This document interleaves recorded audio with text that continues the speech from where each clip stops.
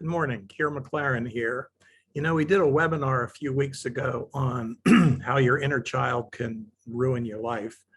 And to be honest, we didn't do a great job of explaining that or promoting it.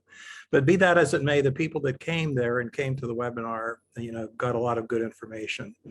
And something happened to me the other day that I'd like to share with you, because the question is, well, how do I know when that part of me, that little person in me, is taking over? And how do I know when someone else is? So I'm going to give you a little tip here. You get into a discussion with somebody and all of a sudden they lose their temper with you. They start to, escalate the volume of their voice. They start to make accusations that are clearly untrue. You take a look at them if you're talking to them in person, and you can see that clearly, they're not the person, that you usually are dealing with.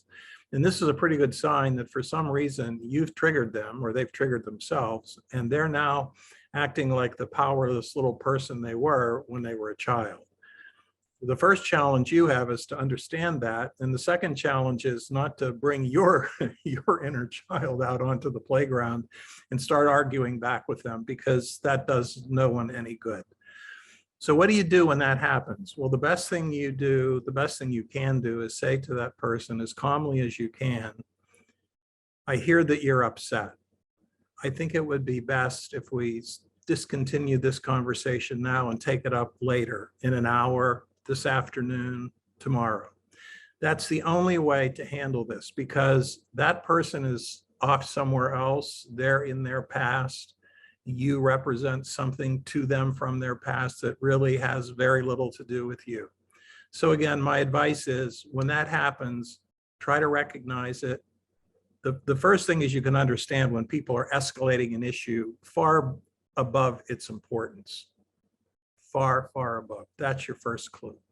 As I said, the second step is don't bring your little child out to argue with them.